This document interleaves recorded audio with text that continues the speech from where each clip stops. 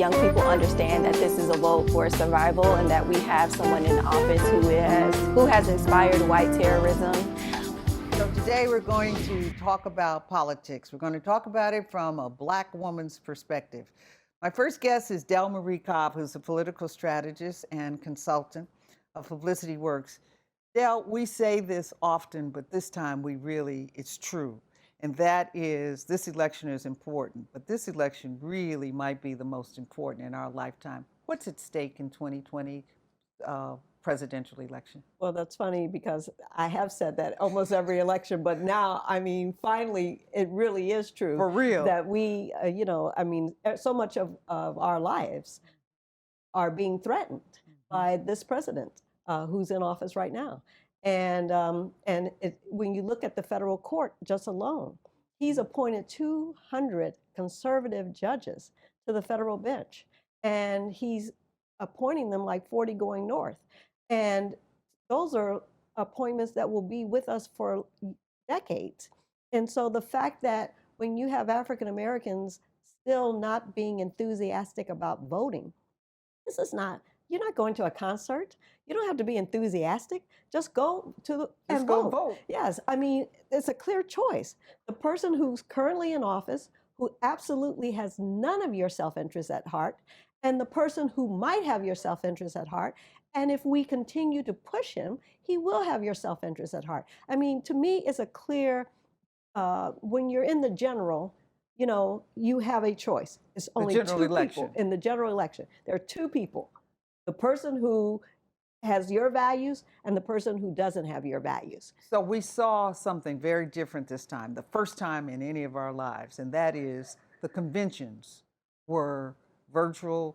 They were like very well planned TV shows, documentaries. You've attended those conventions. What did you miss? What did you like? What's changed? What's the good, the bad, the ugly of the new way of doing conventions? Well, I've been to 6 presidential conventions. 6 real ones. Right, real presidential conventions. I was working most of them, and then I went to some as a delegate.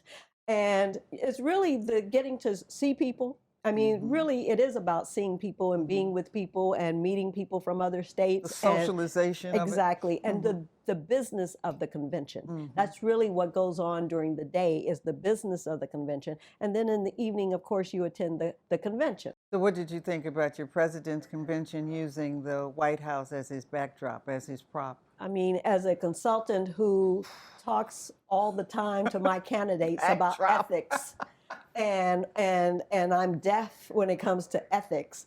The idea that this president could hold any kind of political activity in front of the White House and use the White House as a prop, and also use people when he came to the naturalization and of the immigrants, the pardon, and the pardon and all of that, to use that in the White House and videotape it and then use it as part of your convention. And even recently, he did something like that. And so he's going to continue to do this all the way through the campaign, because in his mind, having that backdrop reinforces that I'm the president and you want to keep me here. Power, the real power.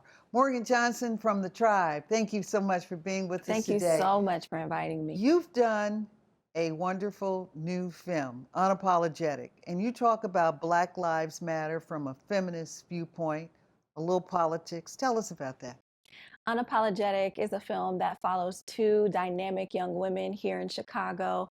Janae Bonsu of BYP 100, an organization that has been working towards Black liberation here in this city, and Bella Boss, who calls herself a raptivist, which is a rapper and activist. Rapitist. New words. I love this era. We got all these new words. Okay.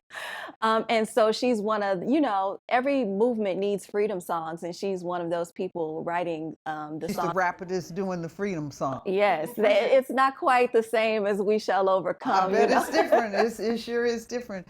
So tell us, this is one of the things I get confused on. Black Lives Matter. How will they vote? Will they vote? What's the urgent on Black Lives Matter voting? It's hard to put everybody under one category because unlike previous movements, the movement for Black Lives doesn't have one singular leader and one singular like policy of like, this is what we're going to do. I think that people understand, young people understand that this is a vote for survival and that we have someone in office who has inspired white terrorism. And I think that although they're making their voices heard about how much they uh, will hold Kamala and Joe Biden accountable, they are just trying to get that messaging out that you have to earn our vote, whether we're voting or not. Yeah. So, voting or not? Yeah. I've heard some people say that they are going to vote third party. I've heard people say that they're not going to vote at all. And you know, it's hard to explain. And I understand. I see your face right now.